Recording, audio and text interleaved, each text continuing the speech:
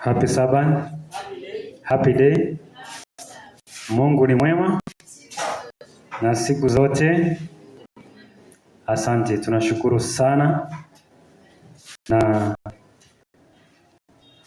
tunashukuru Mungu kwa ajili ya baraka zake ambazo ametupea. Tuko wazima. Ni last week hatukuwa hapa, si ndio? Kwa hivyo tunashukuru pia kwa sababu Mungu ametuongoza mpaka siku ya leo. Amen. Kwa hivyo tutaweza kujiandaa kwa ajili ya sermon. Watu wawe wasikifu na tuwe watulivu. Alafu nyinyi mtakaa chini, sawa? Hamtalala. Kwa hivyo ningeomba tuweze kupata ombi, alafu tuweze kuanza somo letu. Tunaomba.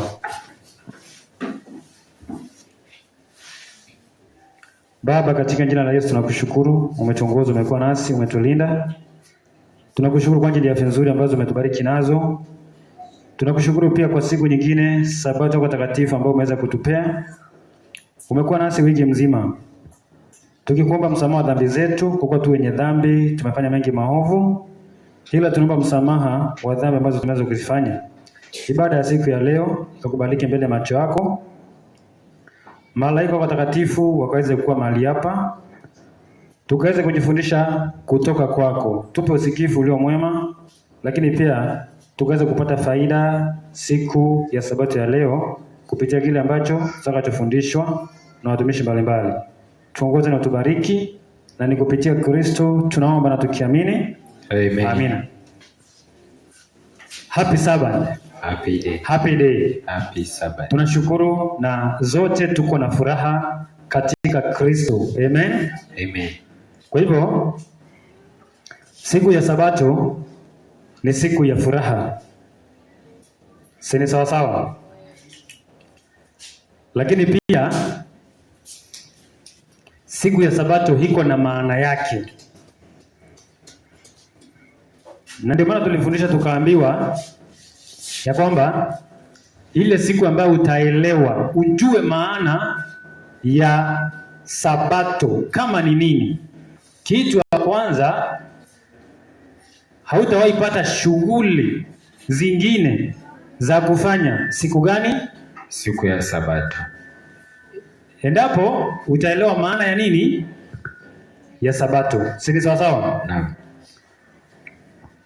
Mungu aliambia wana wa Israeli kwamba waikumbuke siku ya Sabato na waitakase. Na hiyo siku ni kusanyiko takatifu kwa Bwana. Sawa sawa Naam. Alafu Mungu akasema siku ya Sabato hauwezi ukaichukulia useme ni siku ya kupumzika, alafu uende ukafanye anasa zako. Ama labda leo uamue ulale. Si siku ya Sabato?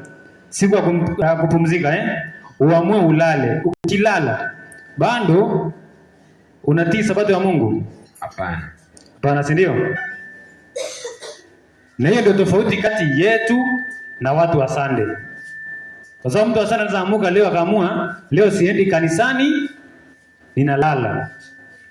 Kwa hivyo hataenda kazi na hataenda wapi? Kanisa. Sasa hiyo ndio tofauti inayotofautisha kati ya sisi na watu gani? Na watu wa dunia. Bwana asifiwe. Amen. Kwa hivyo ningeomba tuweze kuchukua Biblia zetu na tufungue kitabu cha Methali 30 na mstari wa 19. Fungua. Methali 30:19. Sikiliza. Methali 30:19 inasema mwendo wa tai katika hewa. Anzia 18. 18 inasema kuna mambo matatu yaliyo ya ajabu kwangu. Sasa huyu ni Solomon. Solomon anasema kuna mambo mangapi? Matatu ambayo ni ya ajabu wapi? Kwake. Naam, kuna manne nisiyoyafahamu. Kwa hivyo kuna mambo manne ambayo Solomon afanye nini? Hayaelewi, hayajui. Sasa haya mambo manne ndio nataka tuangalie. Mambo ambayo Solomon anasema kwamba yeye hakufanya nini? Hakuyafahamu, hakuyaelewa. Jambo la kwanza, soma 19. Mwendo wa tai katika hewa. Mwendo wa tai katika hewa. Kwa hivyo kuna kitu kinaitwa mwendo wa tai katika nini? Hewa. The way of an eagle in the air. Sasa ningeomba uelewe kitu hapa Solomon ni mwakilishi wa nani katika Biblia? Wa Mungu. Wa Kristo. Solomon ni mfano wa Yesu ndani ya maandiko. Kwa sababu gani? Solomon ni mtoto wa nani? Wa Daudi. Wa Daudi, si ndio? Naam. Mtoto wa mfalme. Yesu ni mtoto wa nani? Wa Joseph, wa Yusuf. Yesu ni mtoto wa Yusufu. Mwana wa Mungu. Yesu ni mwana wa nani? Wa Mungu. Wa Mungu, si ndio? Kwa hivyo Yesu ni Solomon ni prince kwa sababu ni mtoto wa King David. Yesu ni prince kwa sababu ni mwana wa nani? Wa Mungu. Na ndio maana katika maandiko utasikia Yesu akiitwa mwana wa nani? Wa Daudi. Kwani Yesu ni brother yake Solomon? Hapana. Lakini Yesu anaitwa mwana wa Daudi. Ndio naambiwa hivi Solomon ni mwakilishi wa Yesu katika maandiko. Mfano tu, hebu soma 1 King 3 verses 12. Nataka nikupe mfano. Kwa nini Solomon ni mfano wa Yesu? Kwa nini Solomon na Yesu wanafananishwa katika maandiko? Kwa mfano, hebu soma 3:12. Wafalme wa kwanza inasema. Wafalme wa kwanza 12:1. 3:12 inasema. Wafalme 3:12 inasema. Mahali kunasema hivi basi tazama, nimefanya kama ulivyosema. Tazama, nimekupa moyo wa hekima na wa akili. Solomon alipopatiwa yale mamlaka ya kutawala taifa la Israel, alienda akaambia Mungu, mimi ni mtu ambaye ni mdogo na kitu ambacho naomba ni unipe hekima ya kutawala nani? Hawa watu ulionipea. Mungu akamwambia ni sawa, nitakupa moyo wa hekima na nini? Na akili. Hata kabla yako hapakuwa na mtu kama wewe, wala baada yako hata inuka mtu kama nani? Wewe. Mtu kama Solomon. Kwa hivyo kabla ya Solomon hakukuwa na mtu mwenye akona hekima kama Solomon. Lakini pia hata baada yake mpaka leo hakuna mtu ambaye hakuna akili kama nani? Ya Solomon. Kama Solomon. Sasa sikiliza.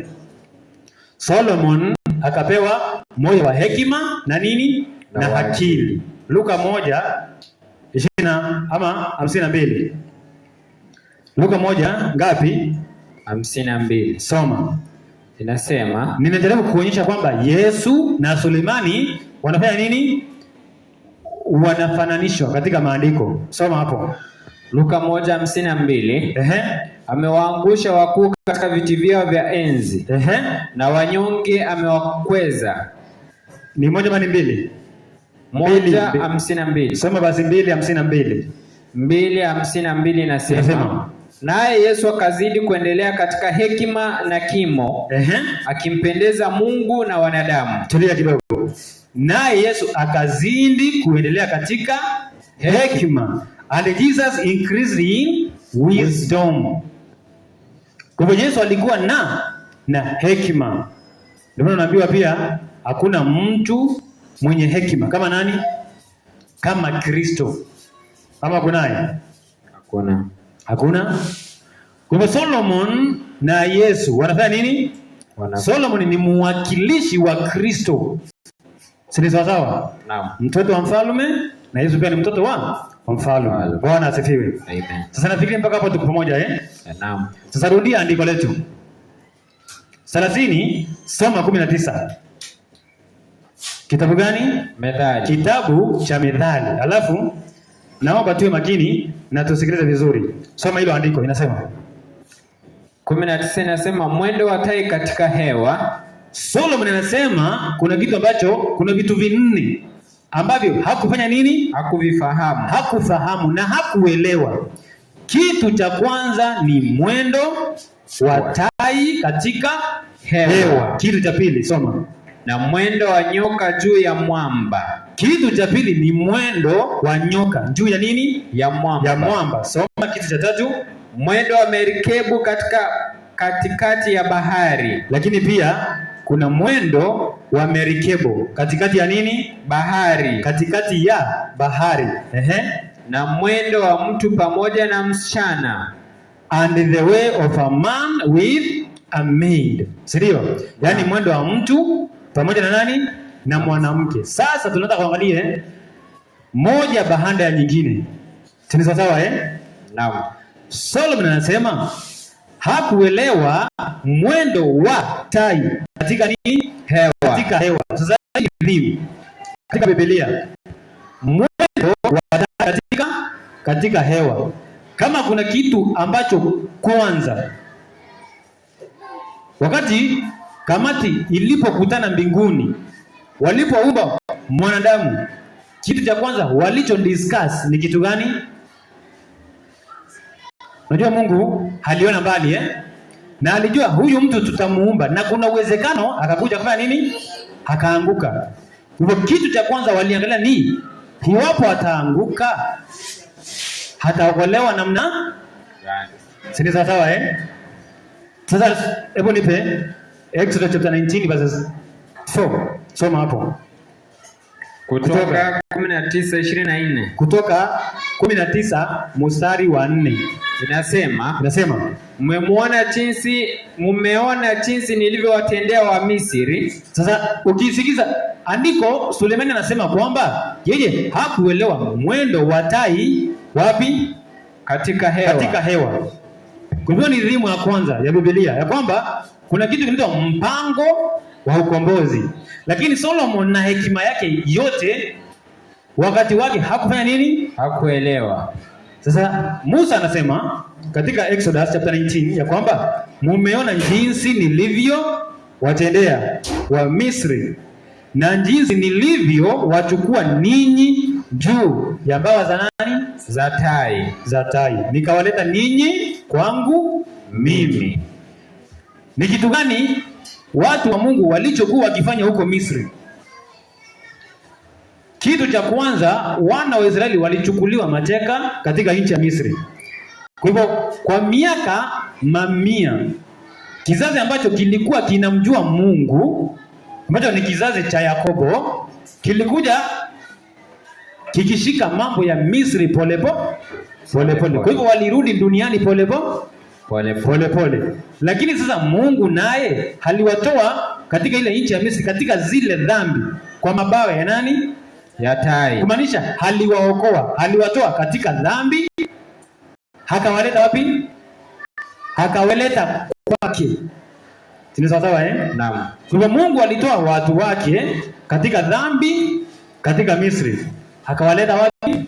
Kwake. Sasa sikiliza. Unajua ukisoma ile andiko, ukisoma Petro ni wa kwanza 2 soma 9. Petro wa kwanza 2:9 Naam. Hebu soma.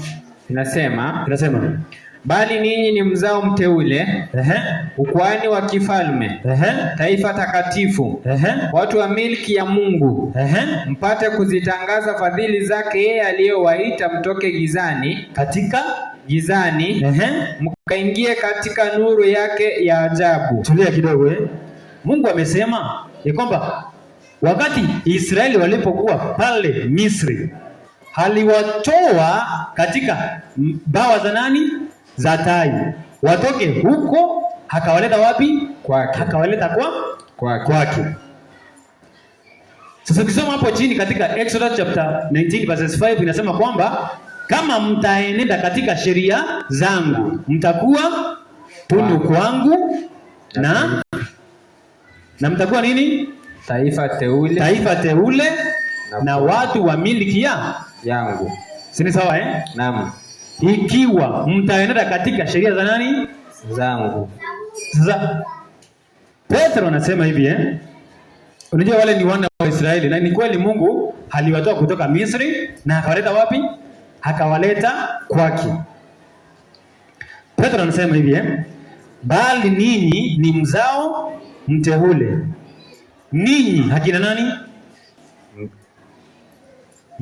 Bali ninyi ni mzao mteule. Ninyi akina nani? Sisi ambao ni wa Kristo. Watu ambao tumekubali ukombozi uliofanywa na nani? Na Yesu. Anasema hivi bali ninyi ni mzao mteule, ukuhani wa kifalme, taifa takatifu, watu wa miliki ya Mungu, mpate kuzitangaza fadhili zake yeye aliyewaita mtoke gizani mkaingie katika nuru yake ya ajabu. Nani aliyetuita kutoka katika giza? Si ni Yesu? Naam. Kwa Yesu alituita kutoka katika giza na tukaingia katika nuru yake ambayo ni nuru ya ajabu. Kwa hivyo Wakristo pia Mungu alituchukua katika mabawa za tai na kutuleta kwake kupitia damu ya nani? Ya Kristo. Mpaka hapo tunaelewana, si ndio? Naam. Sasa sikiliza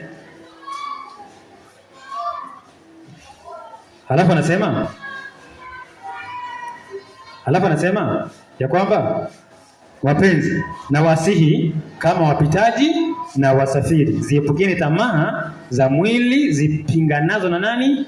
Na roho. Kwa hivyo pia Wakristo tunapaswa tukatahi tamaa zote za mwili ambazo zinaweza zikatufanya turudi katika dhambi tena.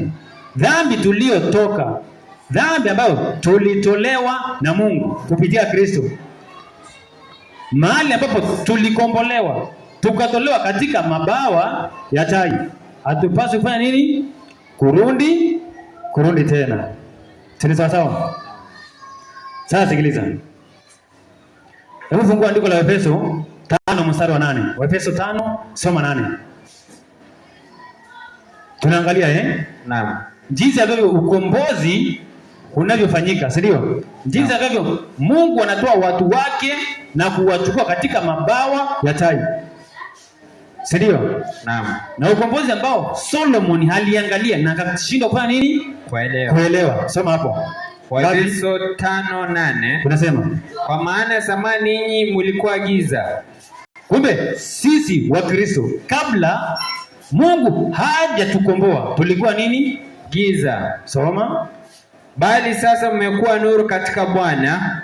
Kwa hivyo zamani tulikuwa giza, lakini saa hii tumekuwa nuru katika nini? Bwana. Katika Bwana. Enendeni kama watoto wa nuru. Tuenende kama watoto wa nini? Wa nuru. Wa nuru. Kwa hivyo kwa sababu tulikombolewa, Mungu alichukua katika mabawa yake kama tai na akatuleta kwake yeye. Tuenende katika nini? Katika hiyo nuru ambayo tulipokea kutoka wapi? Kutoka kwake. Bwana asifiwe. Amen. Kwa sababu Wakristo tulitolewa katika Misri ya kiroho na tukaletwa kwa Yesu kupitia damu yake. Sini sawa? Ukisoma Petro wa kwanza 2:24 fika hapo. Petro wa kwanza 2 soma 24. Kwa hivyo kuna ukombozi. Na ndio maana taifa la Israeli lilitengenezwa na Mungu. Mungu alisema haliwatengeneza ili awatumie. Na akishawatumia miujiza ambayo hatakayoonyesha kupitia wale watu iweze kuwa injili kwa dunia yote. Si ndio? Hebu soma hapo. Yeye mwenyewe alichukua dhambi zetu katika mwili wake juu ya mti. Kwa hivyo sasa Yesu yeye mwenyewe alichukua kuchukua dhambi zetu. Wapi? Juu ya mti. Tukiwa wafu kwa mambo ya dhambi. Ati tulikuwa wafu kwa mambo ya nini? Ya dhambi. Kwa sisi tulikuwa maiti kupitia mambo ya dhambi. Sio unaona tulihitaji kukombolewa? Naam. Tulikuwa wafu katika mambo ya dhambi. Na ndio maana Mungu lazima angefanya kila juhudi. Ndio? Naam. Kutuchukua na hatutoe katika dhambi na kutuleta wapi? Na kutuleta kwake. Tuwe hai kwa mambo ya haki. Tuwe katika mambo ya haki, na kwa kupigwa kwake mliponywa. Kwa hivyo na kupigwa kwa Kristo tukafanya nini? Tukaponywa. Si ndio? Kwa hivyo kwa kupitia kwa Kristo tukaweza kuponywa. Basi 25 umesoma, kwa maana mlikuwa mnapotea kama kondoo, lakini sasa mmemrudia mchungaji na muangalizi wa roho zenu. Kwa mpaka saa hii tuko na muangalizi wa roho, na tulikuwa tumefanya nini? Tumepotea. In fact tulikuwa wafu katika mambo ya dhambi. Ndio Unajua kwa nini Biblia ni kitabu ambacho hakuna kitabu kingine ambacho unaweza ukachukua leo hata kiwe kimeandikwa na genius wa namna gani, ukiweke hapa na Biblia alafu fananishe. Ama kunayo? Hakuna, si ndio? Biblia ndio kitabu pekee ambacho kiko na unabii ambao kwanza ulipita. Si ndio Na tukisoma mpaka kwenye historia unapata huko. Lakini pia unabii ambao pia huko kwa sasa. Na unabii pia ambao utakuja. Kuna kitabu kingine ambacho kiko na kitu kama hiyo? Hakuna, si ndio? Na ndio maana unapata the modern ama the ancient Israelites. Yaani vitu ambazo Waisraeli walipitia wakati wa kitambo ndio maana zinafananishwa na Israeli ya the modern Israel. Kwa hivyo kuna vitu ambazo zilifanyika wakati wa Musa, venye walienda Misri, venye walitolewa katika nchi ya Misri. Alafu sasa tulikuja katika Israeli ya kiroho. Kuna Misri ambayo tulikuwa na pia tukatolewa. Hakuna kitabu kingine ambacho kiko na kitu kama hicho isipokuwa Biblia peke yake. Sasa nafikiri tumeelewa ukombozi ulivyofanyika, si ndio? Katika watu wa Mungu wakati wa kwanza, lakini pia mpaka wakati wa leo. Ndio maana ukisoma ni Wakorintho wa kwanza ngapi? Sijui ni 5 ngapi? Ambapo Paulo anasema ya kwamba sisi tulikuwa tumepotea na Mungu akatuokoa.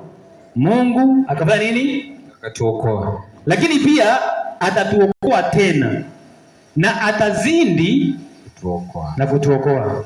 Sasa rudi katika andiko letu. Methali 30 soma 19. Tuangalie jambo la pili ambalo Suleimani alishindwa na kufanya nini? Kufahamu. Alishindwa kufahamu. Alafu utashangaa kwa nini Suleimani alishindwa kufahamu hayo mambo. Kwa nini aliandika lakini akasema hizi vitu mimi sifanye nini? Hebu soma hapo. Nitakwambia kwa nini. Ya pili ni mwendo wa nyoka juu ya mwamba. Kwa hivyo kitu cha kwanza, hata kabla hatujaumbwa, mbingu ilikaa chini na wakaelewana, iwapo kutatokea kitu fulani huko mbele, tutafanya nini kwa ajili ya ukombozi. Tuni sawa Tukaona kwamba kuna njia ambayo Mungu anatumia ya kukomboa nani? Mwanadamu. Ndio njia ya pili. Kitu cha pili ambacho Suleiman alishindwa kuelewa ni mwendo wa nyoka juu ya mwamba. Juu ya nini? Juu ya mwamba. Nyoka ni nani? Shetani. Nyoka ni shetani, si ndio? Naam. Mwamba ni nani? Kristo. Mwamba ni Kristo, si ndio? Kwa Suleiman aliangalia kitu kinaitwa the great controversy na akashinda kufanya nini? Kuelewa. Si sawa Na the great controversy ilianzia wapi? Hapa duniani, si ndio? Ilianzia hapa duniani? Mbinguni. Ilianzia wapi? Mbinguni. Ufunuo, hebu soma 12:7. 12 mstari wa 7, sikiliza. Kwa hiyo vitu vingi unajua historia zote za kitambo, hata kama wanasayansi wameandika vitu vingine vingi, na hata kama kuna watu wengine wanakuja wakijiita ni watu wa dini, alafu wanaandika vitu zao, wanatoa katika kitabu gani? Wanatoa katika Biblia. Hebu soma hapo. Kulikuwa na vita mbinguni. Sasa kulikuwa na vita mbinguni. Alafu mwandishi wa hili andiko ni nani? Si ni Yohana? Yohana. Si ndio Yohana halikuwa hapo vita vikiwa? Hapana. Hakuwa, ndio. Lakini si ameandika. Sasa alijua aje hiyo vita yenye ilikuwa wapi? Mbinguni. Si ndio Naam. Soma sasa. Mikaeli na malaika zake wakipigana na yule joka. Kulikuwa na vita mbinguni. Kuna Mikaeli na malaika zake, yaani Yesu na malaika zake. Alafu na joka na malaika zake. Kwa hivyo kuna mwendo wa nyoka katika mwamba, si ndio? Kuna, yani Solomon alishangaa kuona kitu kinaitwa the great controversy. Kuna vita ambayo ilianza na haijaanza leo wakati wa Suleimani, ndio maana pia hakuelewa. Hiyo vita ilianzia wapi? Mbinguni. Ilianzia mbinguni. Tena sawa. Sasa kulikuwa na vita mbinguni kati ya Yesu na Shetani. Ndio Naam. Sasa vita ambayo ilikuwa mbinguni kati ya Yesu na Shetani, mwamba ambaye ni Yesu akamshinda nani? Akamshinda Shetani. Shetani akatupa wapi? Duniani. Si ndio? Naam. Alipofukuzwa mbinguni akatupwa duniani. Hiyo vita iliisha ama bado inaendelea? Inaendelea. Si inaendelea? Naam. Na ndio maana mpaka leo unajua ukisoma kitabu cha Danieli 10 soma 9. 10 mstari wa 9. Danieli 7. 10 soma 12, soma 13 basi, 13. 10:13. 10:13 inasema, lakini mkuu wa ufalme wa Wajemi. Sasa sikiliza. Vita vilianza mbinguni. The great controversy ilianza wapi? In heaven. Mkwaruzano kati ya Yesu na Shetani ulianza wapi? Mbinguni. Ulianza mbinguni. Sikiliza sawa? Naam. Sasa alipotupwa duniani, si kwamba Shetani aliacha kazi yake ya kupigana na nani? Hiyo vita haikukoma. Ama ilikoma? Bwana. Haikukoma, si ndio? Hebu soma. Lakini mkuu wa ufalme wa Wajemi alinipiga siku 21. Bali tazama, huyu Mikaeli, mmoja wa hao wakuu wa mbele, akaja kunisaidia, nami nikamwacha huko pamoja na wafalme wa Wajemi. Tulia. Kuna maombi ambayo Danieli alikuwa ameomba, si ndio? Naam. Sasa yale maombi ambayo Danieli aliomba, kumbe malaika ambaye ni wa kuleta yale maombi alipati, alivyopatiwa nani alipinga? Shetani. Anaitwa mkuu wa Wajemi. Lakini pia 10 mstari wa 13. Ukisikia akiitwa mkuu wa Wajemi, unajua wakati huo Wajemi walikuwa na nguvu, si ndio? Alafu tuseme kuna vile walikuwa wakimpinga Mungu. Sawa Sasa mkuu wa Wajemi anawakilisha nani? Shetani. Kwa hivyo Shetani alipinga maombi ya nani? Ya Danieli. Lakini mwenye alikuja akapigana na Shetani ni nani? Si ni Mikaeli. Mikaeli ambaye ni nani?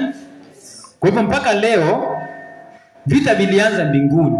Shetani akafukuzwa mbinguni. Lakini mpaka saa hii bado Shetani bado kuna vita kati yake na nani? Na Yesu, ndio? Aleta hii.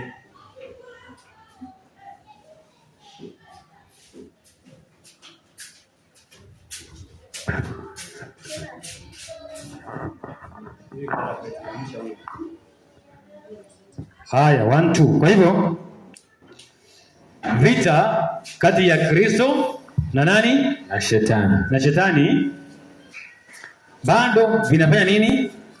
Bado vinaendelea mpaka lini? Mpaka leo. Mpaka leo. Si sawa Lakini pia vita vilianza mbinguni. Si sawa? Unajua kusoma Genesis chapter 3 verse 15, usoma hapo. Alafu hiyo mic inataka battery. Mwanzo 3:15. 3:15 soma. Nami nitaweka uadui kati yako na huyo mwanamke, na kati ya uzao wako na uzao wake. Sasa unajua mwenye anaambiwa hapo ni nani? Si ni nyoka? Naam. Nyoka anaambiwa kwa sababu ulifanya mwanamke akaingia katika dhambi, nitaweka uadui kati yako na huyo mwanamke, si ndio? Na kati ya uzao wako na uzao wake. Alafu anasema hivi hiyo mic inataka battery. Sijui kama mnaelewa.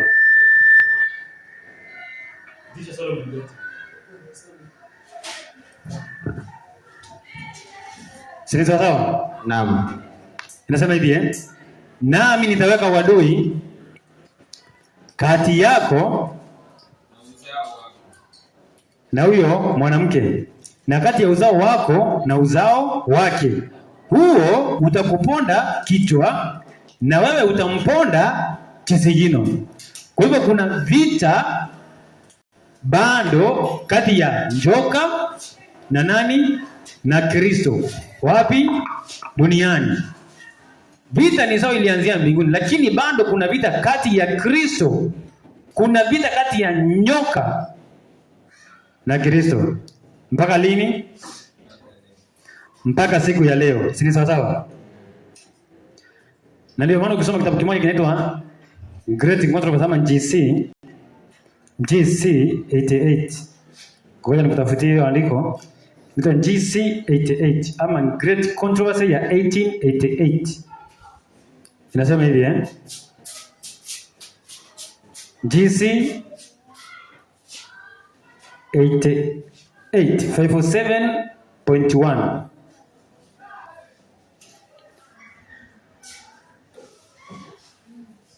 Mahali kunasema hivi mahali kunasema shetani,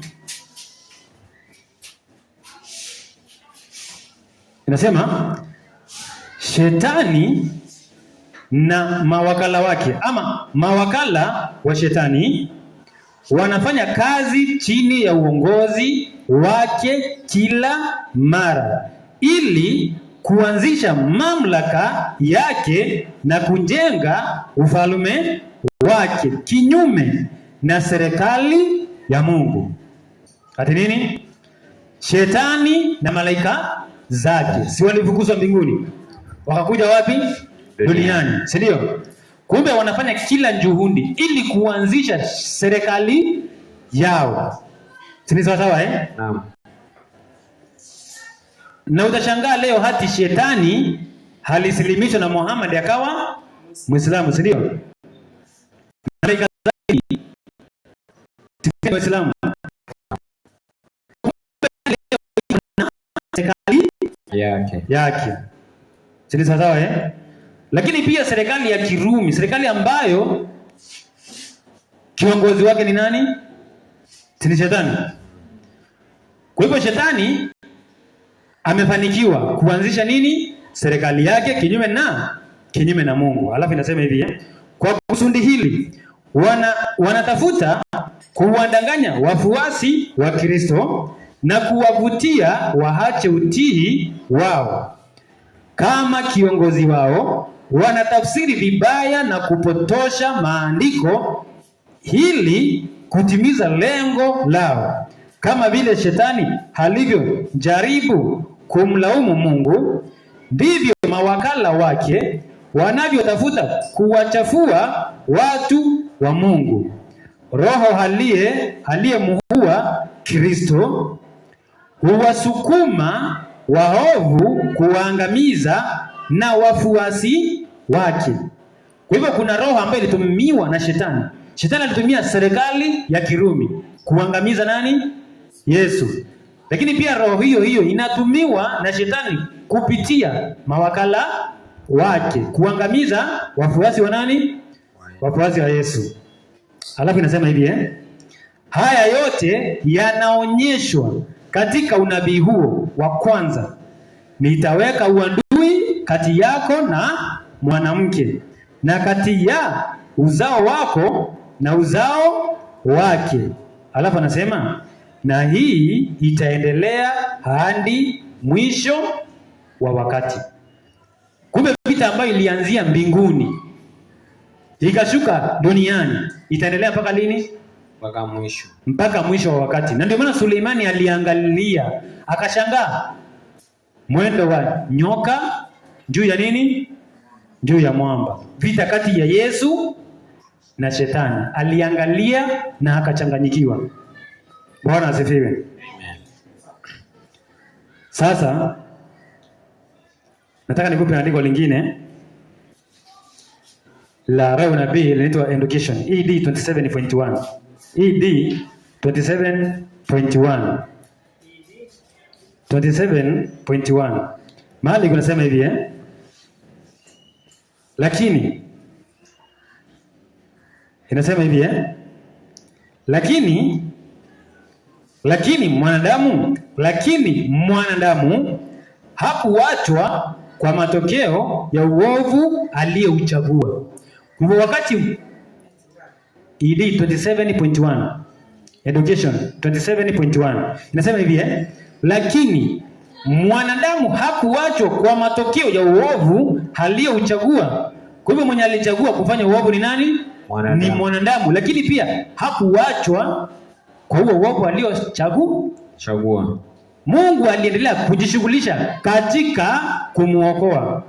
Alafu anasema katika hukumu iliyotolewa kwa shetani alipewa taarifa ya ukombozi. Kwa hivyo kuna taarifa, hata kama shetani alimjaribu mwanadamu na akaanguka, kuna taarifa ambayo shetani alipewa. Taarifa ya nini? Ya ukombozi. Taarifa inasema nini? Ambayo inasema nitaweka uadui kati yako na mwanamke. Mungu alisema na kati ya uzao wako na uzao wake utakuponda kichwa nawe utamchibua kisigino. Sasa sikiliza. Sentensi hiyo sentensi ya Genesis chapter 3 verses 15. Sentensi hii iliyosemwa mbele ya wazazi wetu wa kwanza ilikuwa ahadi kwao. By the way, the first sermon in Eden ni gani? Sermon ya kwanza katika shamba la Eden ilikuwa gani?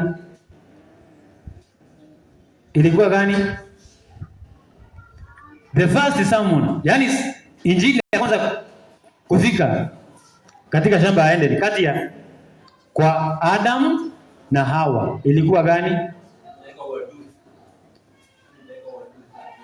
Walipoanguka hivi, sermon ya kwanza kuhubiriwa ni kwamba nitaweka uadui kati yako wewe shetani na nani? Na huyu mwanamke. Yaani injili ya kwanza ni kuhusu ukombozi wao. Ndio maana tunaambiwa ati hiyo injili ilinenwa katika masikio ya wazazi wetu wa kwanza. Na shetani akajua kuna ukombozi ambao Mungu hatauleta ili kumkomboa nani? Mwanadamu. Lakini pia Adamu akaambiwa kwamba utamzaa ama kuna mtoto hatatoka kwako. Naye huyo ndiye atakayemponda shetani wapi? Kichwa. Huyo mtoto ni nani?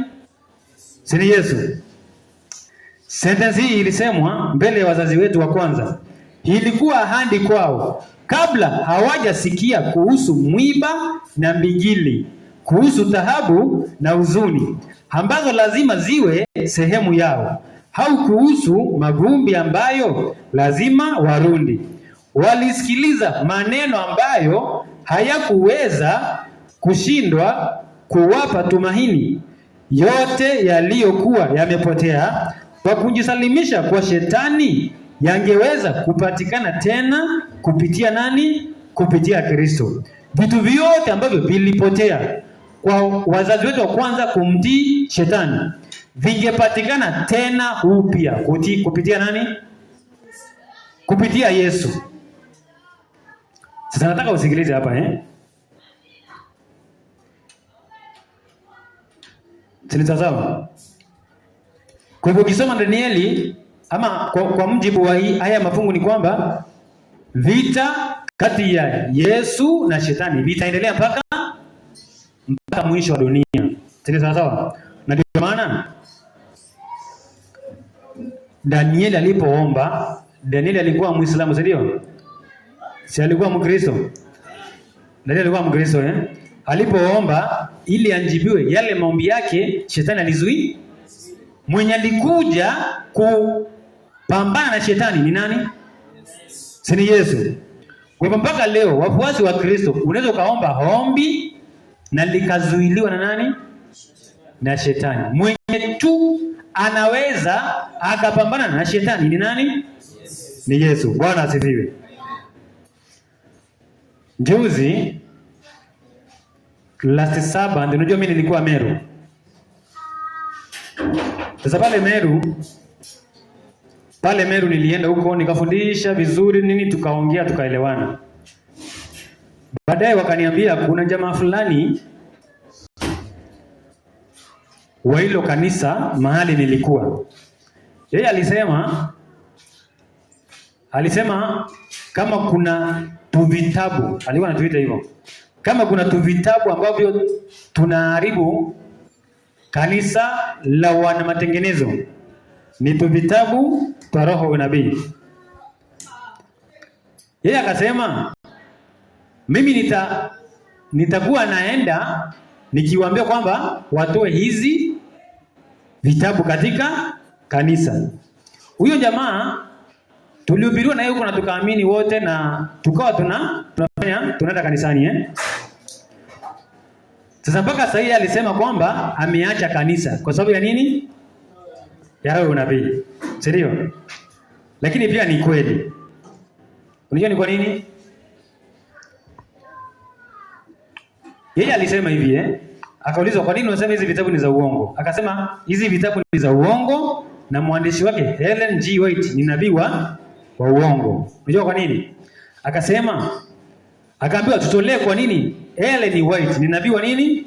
Wa uongo. Yeye akasema Ellen White alitabiri kwamba Yesu atakuja 1844 na hakukuja. Kwa hivyo ni nabii wa. Nikuulize, katika vitabu vyote vya roho ya unabii kuna mahali Ellen White ashawahi tabiri akasema Yesu atakuja? Kwa hivyo huyu mtu ni nini? Hana hekima, si ndio? Unajua sasa huwezi amka useme Uislamu ni wa uongo, na hata nikikuuliza ni waongo kwa mfano sasa niseme Uislamu ni nini ya uongo, si ndio? Alafu patane pale na shehe pale, mtu ambaye amesoma vizuri akwambia sasa niwekee hapa kwa nini Uislamu ni nini utaanza kumwambia nini? Ujui, kujaichunguza ujue, hauna habari wala hata muhtasari hauna. Si ndio? Kwa hivyo lazima kwanza uchunguze vitu kabla Lakini pia nikagundua kwamba huko pia uwanga hawazingatii kusoma vitabu vya roho ya unabii. Lakini pia historia yetu kama Waadventista wa Sabato pia watu hawafundishwi katika makanisa. Sasa si huko tu. Juzi last Sabbath March tulikuwa hapa, mzee fulani akasema kwamba hatupaswi kutoa nini? Sadaka, si ndio? Mimi nilikuwa nasema hivi unajua ukisema kitu sema ukiwa na kitu kinaitwa uhakika. Ukisema Yesu hajawahi kutoa sadaka na Yesu hakusema tutoe sadaka. Alisema hivyo. Si ndio? Si alisema Yesu alisema tusitoe? Si ndio Mimi nikapata andiko fulani katika Luka 12:35. Linasema hivi ninakupea kasira kidogo alafu tunaingia katika maandiko. 12 ni 35 kweli. Mahali Yesu anasema hivi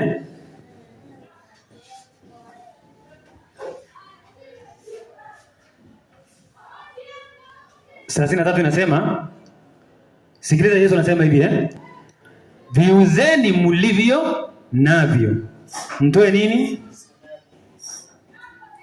Yesu alisema katika Biblia tutoe sadaka. 12:35. Kuna mahali Yesu ashawahi kutuambia tutoe sadaka? Kunao? Ama hakuna? Sindio hapa? Sindio andiko? Yesu amesema viuzeni mlivyo navyo mtoe nini? Kuna mahali Yesu ashawahi sema tusitoe, msitoe sadaka. Kwa hivyo ukikuja hapo tuambie yeye Yesu alisema tusitoe sadaka. Mitume walisema tusitoe. Ukidisho andiko hauna. Sindio? Tuamini nani kati ya wewe na maandiko. Sasa sikiliza. Yule mzee aliulizwa kwamba unaamini roho ya unabii? Alisema nini?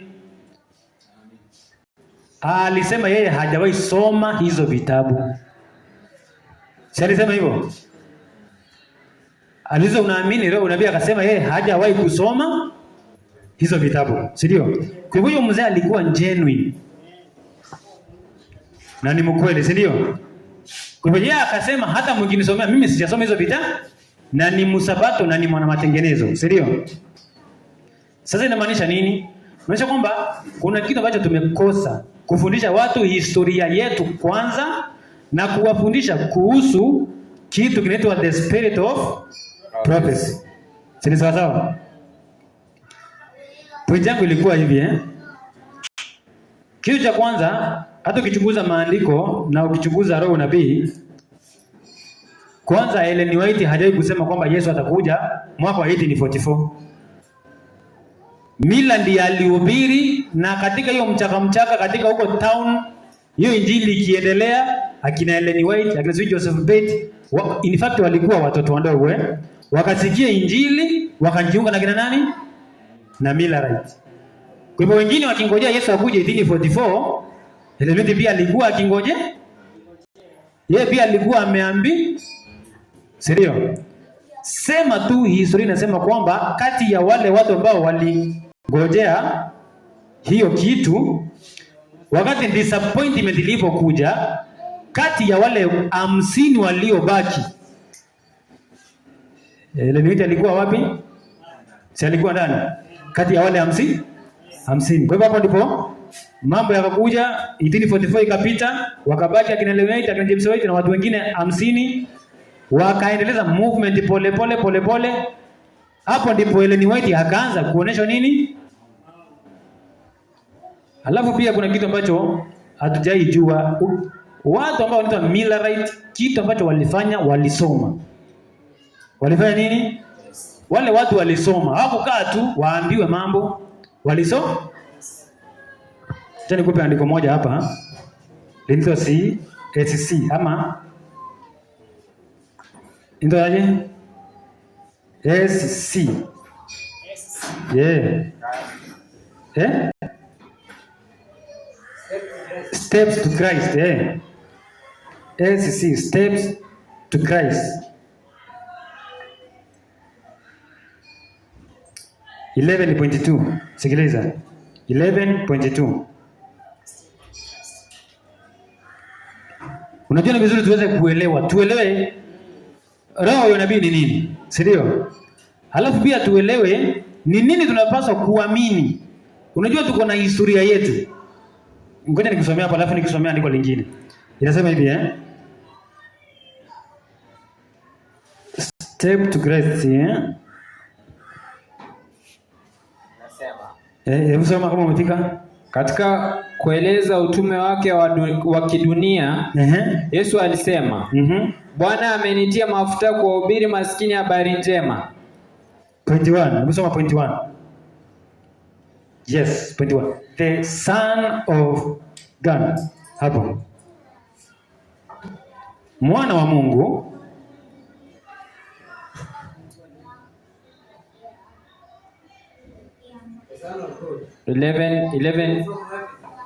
ama nipe 111.1. Sasa sio 11.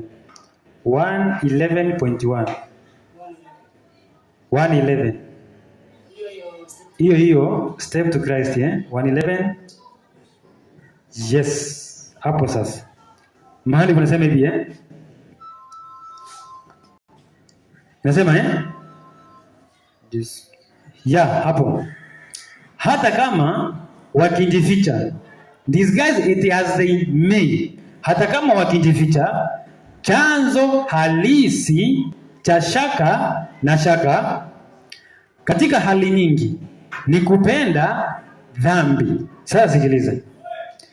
Mafundisho na vikwazo vya neno la Mungu havikaribishwi kwa moyo wenye kiburi na upendo wa dhambi. Ati nini? In most cases is the love of sin. The teachings and the restrictions of God one are not welcome to the proud sin-loving heart. Neno la Mungu haliwezi likakaribishwa katika moyo ambao unapenda nini? Ambao unapenda dhambi. Halafu anasema hivi. Na wale ambao hawataki kutii matakwa yake wako tayari kutilia shaka mamlaka yake. Wale ambao hawataki kutii neno la Mungu wako na mashaka na neno la nani? La Mungu. Leo hii ukikataa roho unabii, baadaye tunakungojea ukatae na nini nyingine? Next, neno la Mungu. Utakataa pia Biblia.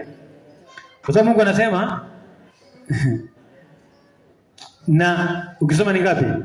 28, si ndio? Ni nani 20? Aisha anasema na twende katika sheria na ushuhuda. Ukikataa, na hii ndio shida iliyowatokea Wayahudi. Walikubali sheria ya Mungu, wakajigamba kwamba wanamkubali nani? Musa. Wakakataa nini? Wakakataa Yesu. Wakakataa ushuhuda ambao ni nani? Ambao ni Kristo. Na waenende katika sheria na ushuhuda. Na kama hawana hizo vitu mbili, hawana nini? Hawana nuru. Bado hawajapata injili ya kweli. Na ndio maana unajua kitu ambacho kinatutenganisha sisi kati ya watu wa dunia ama watu wa Sunday ama Waislamu. Ndio?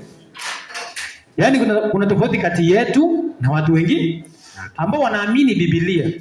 Kwa nini? Sisi tuko na vitu vingapi? Viwili. Hayo ni Biblia na ushuhuda wa nani? Wa Yesu. Unajua historia iko wazi. Tulipotoka Dark Ages makanisa ni mangapi? Ni 7. Kuna the 7 churches Ephesus, Smyrna, Pergamo, Thyatira, ndio. Ingine Sardi, Philadelphia, Laodikia. Ndio. The first church inaitwa nini? Ephesus. Tukitoka kwenye misingi ya the first church, sisi bado ni Wakristo. Unajua wale ndio walituwekea msingi na lazima tusome historia yao. Kina Paulo, mitume na akina Yesu. The first church. Which is the second church? Ni kanisa la pili ni tukita Ephesus, tunaingia Smyrna na Thyatira. The second church ilijiinua. Ilipojiinua wakamzaa nani? Mpinga Kristo. Ndio? Yeah. Unajua the first church inaexist mpaka miaka ya 100 huko. Kutoka miaka ya 100 mpaka miaka 338 huko kuna kuja mtu anaitwa Constantine. Ndio? Mpinga Kristo anazaliwa wapi? Si anazaliwa hapo katikati. Ndio Kwa hivyo the second church ikajiinua, wakajigamba sana, wakamzaa nani? Mpinga Kristo. Kanisa la tatu, hapo ndipo hapo ndipo papacy, the Catholic Church wakatawala. Si sawa Kanisa la ngapi? La tatu. La tatu. Tumeangalia la kwanza Ephesus. La pili likamzaa nani? Mpinga Kristo. La tatu mpinga Kristo anatawala hapo, si ndio?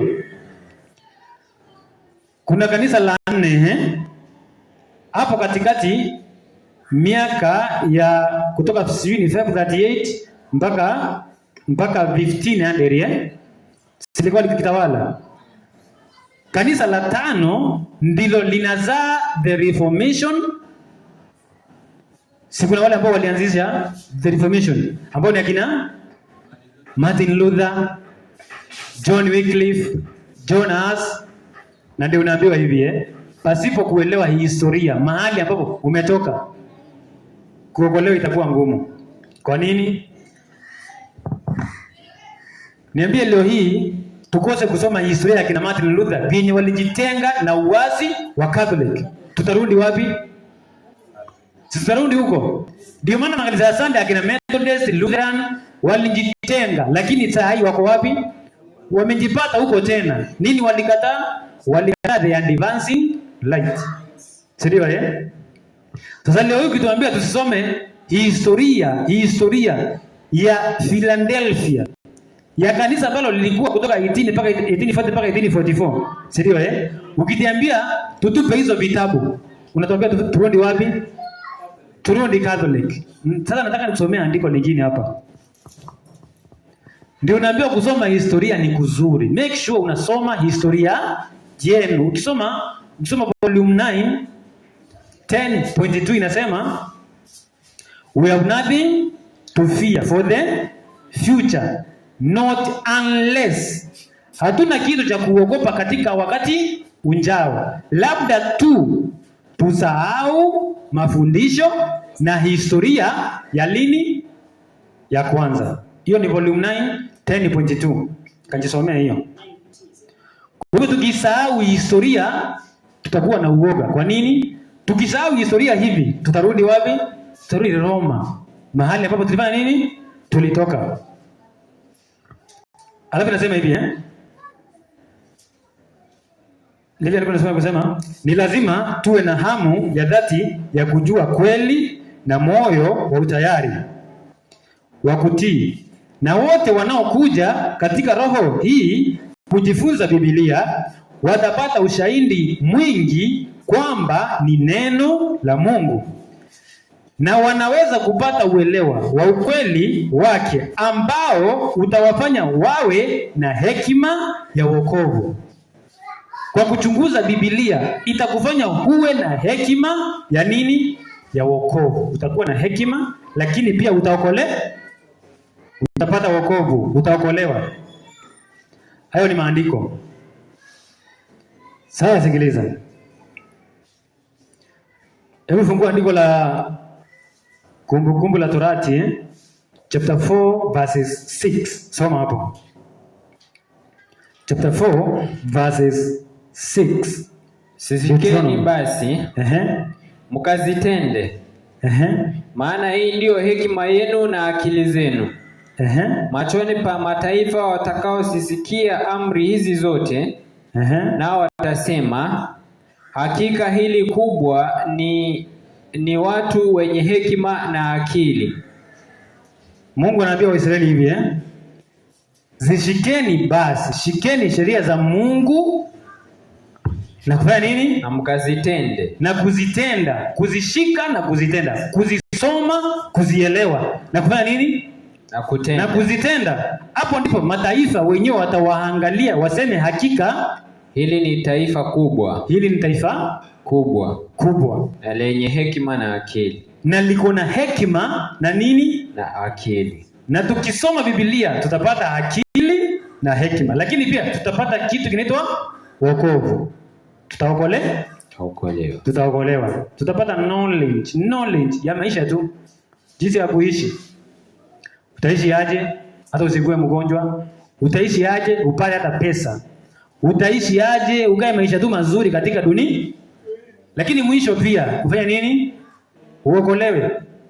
Ndio maana ukisoma chapter 15 Revelation, verse ya mwisho inasema hapa ndipo penye akili yenye hekima. Kuna akili yenye kuna hekima hakiwa haikusoma? Hapana. Lazima kwanza ilisoma, si ndio? Na hapo ndipo utamshinda nani? Yule mnyama. Sasa sikiliza andiko lingine hapa la 2T volume 2. 2T 337.1. Unajua kitambo tulikuwa tunasoma roho nabii sana hapa. Tukakuja tukalegeza, si ndio? 2T. Tulisema unajua tulikuwa tunataka kwanza tuweke msingi katika Biblia kwanza Hata kama tulilegeza lakini tumekuwa tukisoma Biblia sana. Si ndio?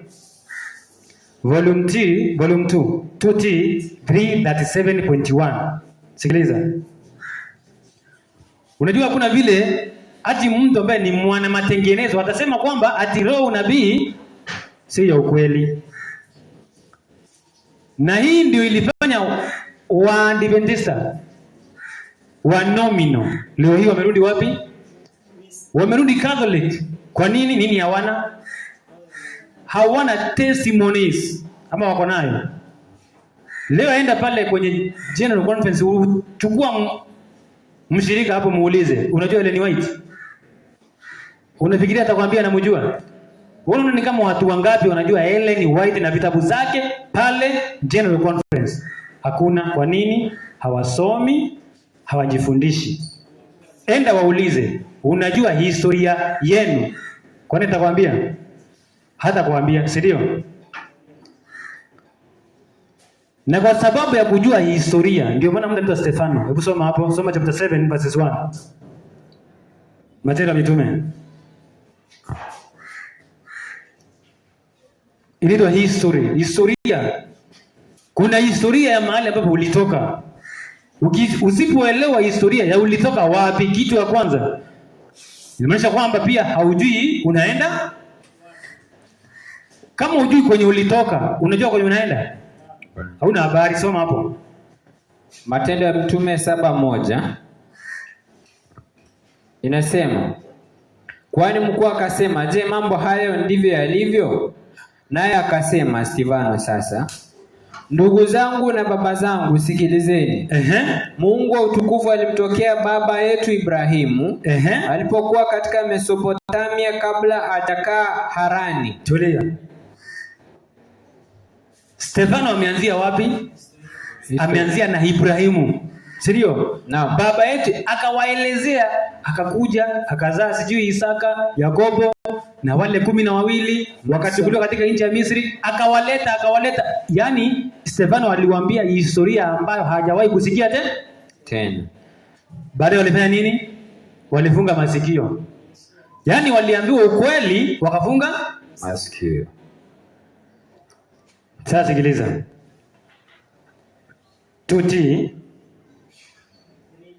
337.10 nasema wahudumu, ministers must be, wahudumu lazima wawe na roho ile ile kama ilivyokuwa kwa Bwana wao alipokuwa duniani.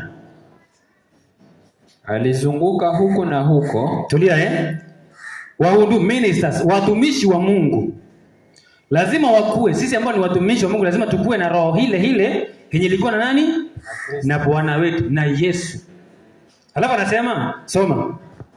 Naendelea na kusema, alizunguka huko na huko akitenda mema. Yesu alizunguka huko na huko akitenda mema. Soma. Akiwabariki wengine kwa ushawishi wake.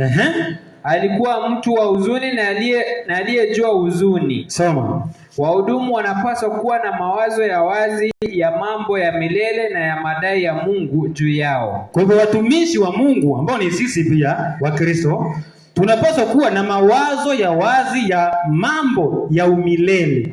Si sawa? Naam. Na madai ya Mungu juu yetu, ndipo waweze kuwavutia wengine na kuwachochea upendo wa kutafakari mambo ya wapi? Mbinguni.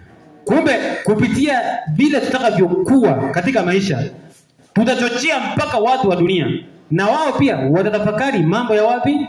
Mambo ya mbinguni. Bwana asifiwe. Amen.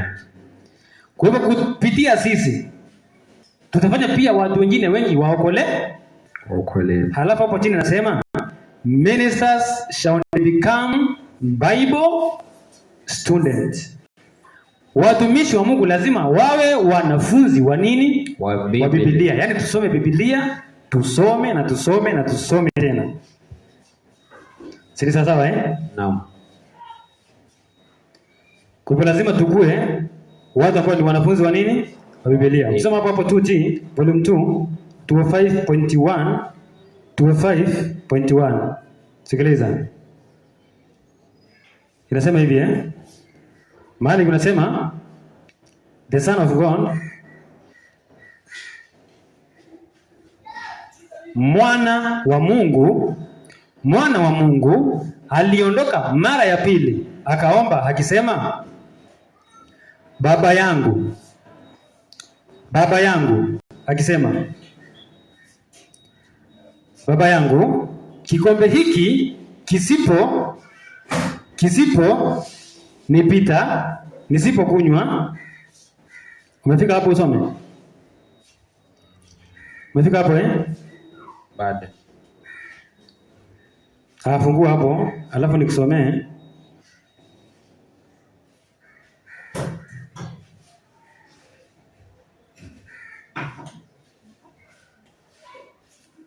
Fungua hapo Naam. Tu ngapi? 2T 205.1. Sasa nataka nikusomee kwanza 237.2 alafu ndo tusome hiyo point Mahali kunasema hivi wahudumu wanapaswa kuwa wanafunzi wa Biblia. Je, kweli wanazoshughulikia zina nguvu? Kisha wanapaswa kutafuta kuzishughulikia kwa ustandi. Mawazo yao yanapaswa kuwa wazi na yenye nguvu, na roho zao zikiwa na bidii, la sivyo watadhoofisha nguvu ya ukweli wanaoshughulikia.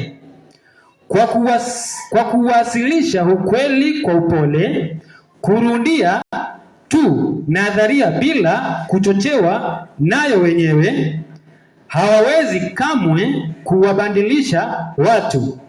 Kama wangeishi muda mrefu kama Nuhu, juhudi zao zisingekuwa na matokeo. Upendo wao kwa roho lazima huwe mkubwa, na bidii yao iwe na bidii.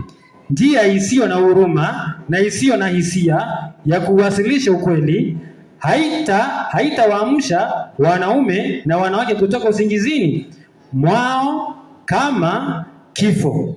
Lazima waonyeshe kwa tabia zao, kwa matendo na maneno yao, na kwa kuhubiri na kuomba kwao, kwamba wanaamini kwamba Kristo yuko mlangoni. Wanaume na wanawake wako katika saa za mwisho za majaribio, na bado ni wazembe na wanjinga, na wahudumu hawa nguvu na wahudumu hawana nguvu ya kuamsha. Wao wenyewe wamelala, wahubiri wanaolala wakiwahubiria watu wanaofanya nini? Wanaolala. Kumbe kuna mahali ambapo wahubiri ambao wako uzingizini wanahubiria na watu pia ambao wanafanya nini? Wanaolala. Na tunaambiwa hivi kwa sababu ya wahudumu, kwa sababu ya wahubiri watu wa Mungu kulala, ndio maana pia washiriki wao wamelala. Na wakati wa kurudi Roma, nani atajua? Hakuna mwenye atajua. Sasa soma hapo. Umefika hapo? Yes. Soma. 2T 205.1 inasema Mwana wa Mungu akaenda mara ya pili, akaomba akisema, Baba yangu, ikiwa kikombe hiki hakiwezi kupita kutoka kwangu nisipokunywa, mapenzi yako yatimizwe. Soma. Akawaendea tena wanafunzi wake akawakuta wamelala. Yesu akawaendea tena pale Gethsemane, akapata wanafunzi wake bado wamefanya nini? Wamelala. Macho yao yalikuwa mazito. Kwa wanafunzi hawa wanaolala linawakilishwa kanisa lililolala. Ati kwa hawa wanafunzi hawa waliolala, Petro, Yakobo na Yohana, wale watu waliwakilisha kanisa ambalo liko wapi? Limelala. Wakati siku ya kujiliwa na Mungu inakaribia. Ni wakati wa mawingu na giza nene. Wakati wa kupatikana umelala ni hatari sana. Kwa hivyo wakati ambapo ama wale wanafunzi watatu waliwakilisha kanisa siku za mwisho. Watu wa Mungu itafika mahali watalala na watacompromise na Roman Catholic. Yaani wataingia katika alama ya nani? Katika alama ya mnyama. Na ndio tukasema hivi kuna kitu kinaitwa historia. Historia ya watu wa Mungu. Lazima uelewe historia yako. Ulitoka wapi na unaenda wapi? Andiko linaitwa CW 29.1.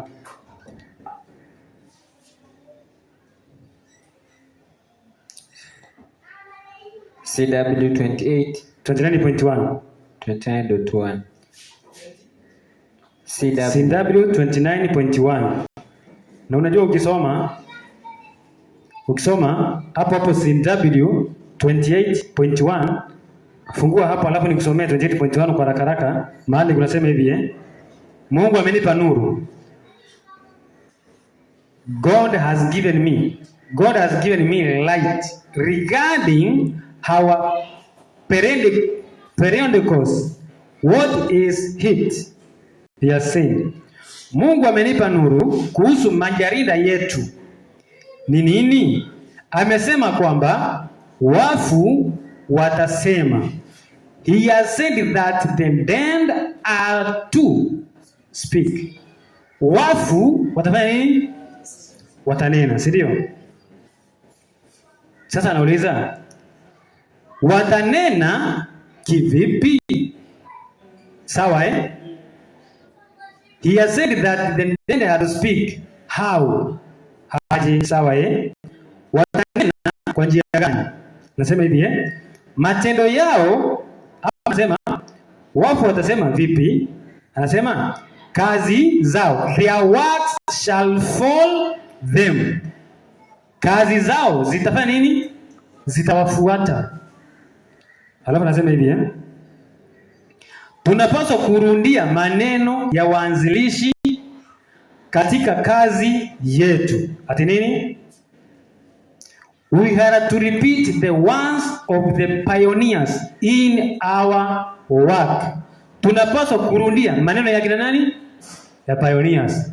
Sasa leo tukisema kwamba pioneers walikuwa waongo, hatupaswi kusoma vitabu vyao. Tutupe leo nabii. Tutaenda wapi? Watoa. Sitarudi Catholic tena. Kwa hivyo kazi ya pioneers lazima ifanye nini? Lazima inene na irundiwe tena na watu wa Mungu. Lazima tuelewe historia yetu ilikuwa aje, waanzilishi wetu walikuwa namna gani. Na ndio unaona watu kama kina Miller, watu kama kina Ellen G. White akiandika historia ya Martin Luther, inaonyesha kwamba alisoma ama alikuwa hapo Martin Luther akiwa. Lakini utapata kwenye kitabu cha Great Controversy Ellen White ameweka vizuri the Reformation ilianzishwa na kina nani?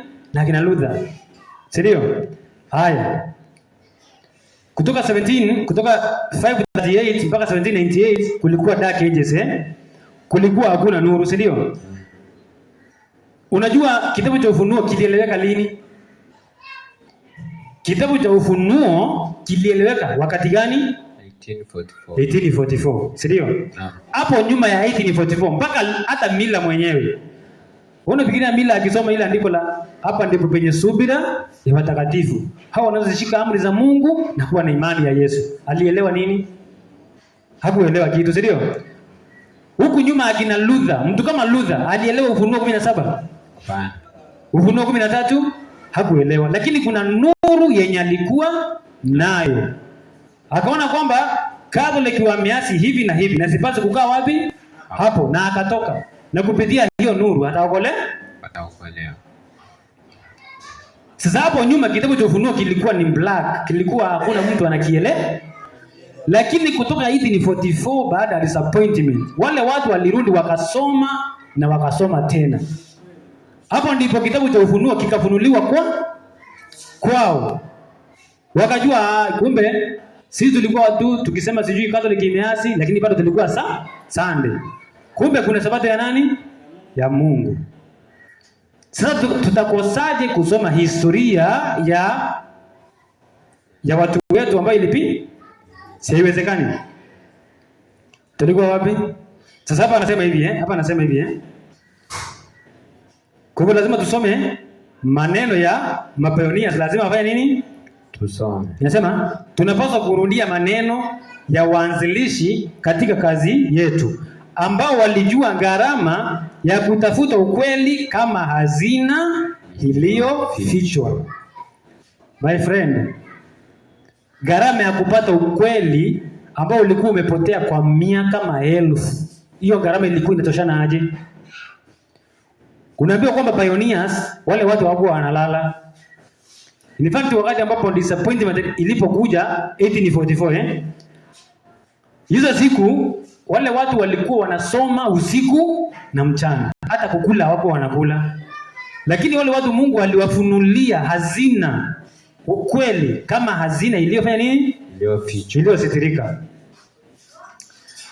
Halafu anasema hivi walisonga, nasema na mambo na ambao walijitahidi kuweka msingi wa kazi yetu. Walisonga mbele hatua kwa hatua chini ya ushawishi wa Roho wa Mungu, mmoja baada ya mwingine. Waanzilishi hawa wanapita hadi mmoja baada ya mwingine, hawa watu wanaenda wakikufa, si ndio? Kama mpaka leo wako hawako. Alafu anasema neno nililopewa ni yale ambayo watu hawa wameandika hapo awali, yanakiliwe tena na yarundiwe mbele ya macho ya washiriki. Alafu inasema na katika ishara za nyakati makala zisiwe. Asante. Kwa hivyo wafungua ile nyingine, ushafungua 29. Soma hapo sasa 29.1. Tumeelewa kwamba kuna kazi yenye waanzilishi wetu walifanya. Na lazima tuangalie kwa undani sana na kujifundisha kazi yao. Sisi sawa sawa? Naam. Soma hapo. Ukweli ambao ni msingi wa imani yetu uwekwe mbele ya watu. Let the truth that are the foundation of our faith be kept before the people. Kwa hivyo ukweli ambao ni msingi wetu utangazwe wapi? Katika watu, katika makanisa, si ndio? Naam. Ukweli. Tukikupea historia ya Mila Mila alianza hivi, akafundisha hivi na ilikuwa kwa hivyo ukweli, the history, historia ya mtu kama Mila lazima iweko wapi? Katika watu wetu, ili tujue tulianzia wapi. Soma. Wengine watajitenga na imani. Some will depart from the faith. Hadi watu wengine watajitenga na nini? Na imani. Kumaanisha kwamba walikuwa na imani wakaondokea. Hiyo si ni Timotheo wangapi? 4:1, si ndio? Si Timotheo wa kwanza 4:1. Petro anaambia Timotheo kwamba wengine watajitenga na imani wakisikiliza roho zidanganyazo na mafundisho ya nani? Ya mashetani. Kumbe hawa si walevi. Ama mlevi alikuwa kwa imani? Hakuwa kwa imani, si ndio? Kwa hivyo ni mtu ambaye alikuwa ndani ya imani ya ukweli, alafu akafanya nini? Akaachana nayo. Soma sasa. Wakisikiliza roho zidanganyazo na mafundisho ya mashetani. Wanazungumza sayansi na adui anaingia na kuwapa wingi wa sayansi. Lakini sio sayansi ya wokovu. Sio sayansi ya unyenyekevu. Soma. Na kuwekwa wakifu. Au ya utakaso wa roho. Sasa tunapaswa kuelewa nguzo za imani yetu ni zipi? Tulia. Ati nini? We are now to understand what the pillars of our faith. Sasa tunapaswa tuelewe nguzo za imani yetu ni gani? Sio? Naam. Malizia. Kweli ambazo zimetufanya sisi kama watu tulivyo. Kuna kweli ambazo zimetufanya vile tulivyo. Mpaka leo tuko hapa kama Waadventista wa Sabato. Kuna kweli ambazo zimetusimamisha. Soma. Zikituongoza hatua kwa hatua. Asante. Kwa hivyo hiyo ni nzuri. Hebu soma andiko la mwisho Nipe hapo hapo Ama hapo hapo Sindilu 11.2. 11.2. Hapo hapo 11.2. Nataka usikie kitu ambacho nilikuwa nakwambia No. 11.2 mahali kunasema God has placed in our hands a banner upon which is inscribed. Umefika? Soma. Mungu ameweka mikononi mwetu bendera ambayo imeandikwa. Hapa ndipo penye subira ya watakatifu. Ati Mungu ameweka katika mikono yetu sisi kama Wakristo ambayo imeandikwa. Hapa ndipo penye subira ya watakatifu au wazishikao amri za Mungu na imani ya nani? Ya Yesu. Kuna bendera ambayo iko kwenye mikono ya nani? Yetu, si ndio? Naam. Hili andiko liliandikwa mwaka gani? Andiko la Ufunuo 14:12 liliandikwa mwaka gani? Si ni miaka ya 100 huko Sasa kutoka 100 unajua mitume waliandika vitu vingi, hawakujiandikia wao. Waliandika kwa sababu ya faida yetu. Kwa sababu yetu, si ndio? Naam. Kwa hivyo kanisa la Ephesus wao hawakusoma kitabu cha Ufunuo. Haya makanisa mengine yote, kanisa la 2 mpaka la 5, hao pia walikuwa wakiangalia kitabu cha Ufunuo wanaona giza tupu. Hawakuelewa. Kanisa ambalo lilikuja likafunuliwa kitabu cha Ufunuo ni kanisa gani? Philadelphia. Ndio? Naam. Nao watu walifundisha ukweli na unabii ambao huko ndani ya Ufunuo na Danieli. Ndio? Naam. Sasa hiyo bendera iko katika hilo andiko, imewekwa katika mikono yetu ambapo tunaishi kutoka 1844 kukuja mpaka lini? Mpaka leo. Ni sawa sawa? Naam. Alafu nasema hivi unaotenganisha ujumbe ambao haupaswi kutoa sauti na uhakika ni kuongoza watu mbali na mabirika yaliyosuka ambayo hayana maji hadi kwenye chemichemi isiyoisha ya maji ya uzima. Kumbe huu ujumbe ama hiyo bana ambayo tumepewa ndio inatutenganisha kati ya sisi ambao ni watu wa Mungu na watu wa wapi? Wa dunia. Sisi tuko na maji, si ndio? Tunaweza kusimama pale tukahubiri ukweli.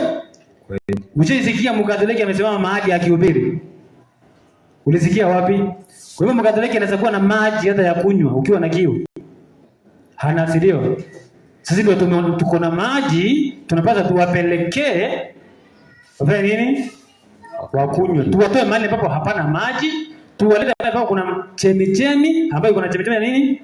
Ya uzima. Si sawa sawa? Sasa tukisahau historia yetu, tutarudi wapi? Huko. Tutakaukiwa wote. Sote tutakuwa na kiu na tutakufa na kiu. Si kweli? Naam. Ndio maana unaambiwa kwamba unajua the history of yani historia ya kanisa jangwani. Yule mwanamke John chapter 4 Yesu alimpata wapi? Si alimpata kisimani. Unajua Samaria walijitenga na Mungu wa ukweli kutoka kitambo. Ndio? Kwa hivyo Wasamaria walikuwa watu ambao hawana nuru hata kidogo. Ndio maana the history yule mwanamke jangwani anafananishwa na kanisa la Millerite movement. Kwa nini? Millerite waliinuka, walisikia ukweli wakati ambapo walitoka katika kiu cha ajabu 1260 years bila Mungu wa ukweli. Kulikuwa aje? Dunia ilikuwa giza tu, giza tupu, si ndio? Yule mwanamke pale alipoletea ujumbe na Yesu pale, kitu cha kwanza alifurahia, si ndio? Kusikia ujumbe tu, kupeleka kwa Wasamaria wengine. Hawakuuliza mara mbili, si ndio? Walikuwa wanaambiwa huyu ni Mwokozi, wanakubali. The Millerite walipokuja na ujumbe kwamba Yesu atakuja mwaka wa 1844, walipotoka kuhubiri, kwa sababu nyuma watu walikuwa na kiu. Unajua siku ya kwanza Kabla Mila atoke kuhubiri, nini alifanya kwanza? Alisoma. Si ndio? Sikuongoza Mila akasema leo natoka kuhubiri. Alipotoka kuhubiri tu hivi, alitoa maandiko mangapi? 300. Imagine maandiko 300. Roho nabii anasema kwamba wale watu walikuwa wakimsikiliza. Unaona vile ukiwa na kiu ya maji, venye wako unakunywa maji. Hivyo ndivyo ground. Watu walikuwa wanakaa wakimsikiza. Yeye pia hakuamini. Na hapo ndipo akaamua kumbe watu wanataka nini? Wanataka ukweli. Akatoka kila siku, akatengeneza wafuasi, akafuatwa mpaka movement ikawa kubwa. Sasa hiyo ni history, si ndio? Na lazima tusome historia yetu. Andiko la mwisho la Biblia, fungua Yohana 2:19. Yohana 2 mstari wa 19. Soma. Sikiza Yesu Chapter 2 verses 2:10.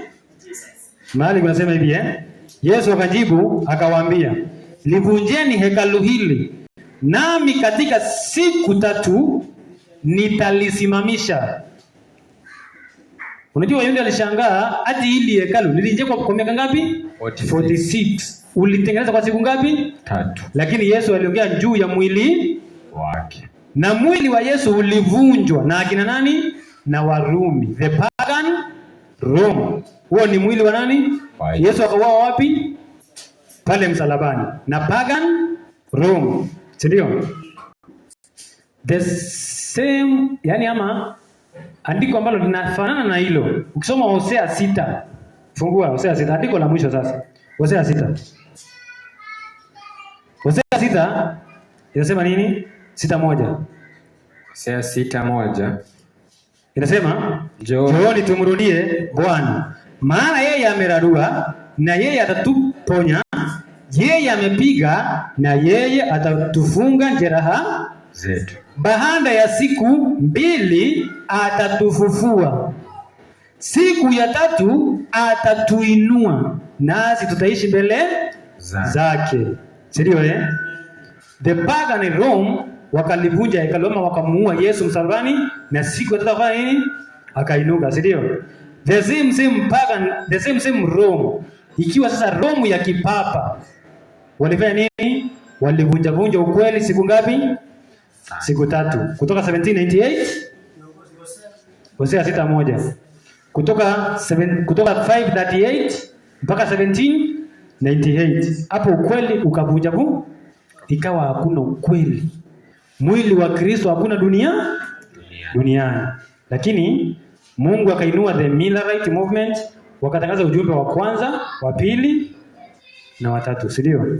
Tukainuliwa tena na mpaka sasa tuko wapi? Na Mungu awabariki. Amen. Kwa hivyo naona tumekula muda sana.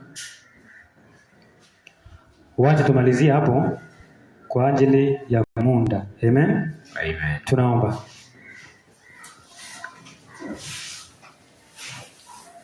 Baba, katika jina lako tunakushukuru, umetuongoza tena katika ibada ya siku ya leo. Tumejifunza vitu vingi, tunaomba tupe nguvu ya kushika na kuelewa. Tuongoze, zidi kuwa nasi katika ibada hii ya siku ya leo. Tumekula chakula cha kiroho, tunataka kula chakula cha kimwili, pia zidi kutubariki. Tunakushukuru pia kwa chakula ambacho umetupea. Zidi kutuongoza, na ni katika Kristo tunaomba na tukiamini. Amina.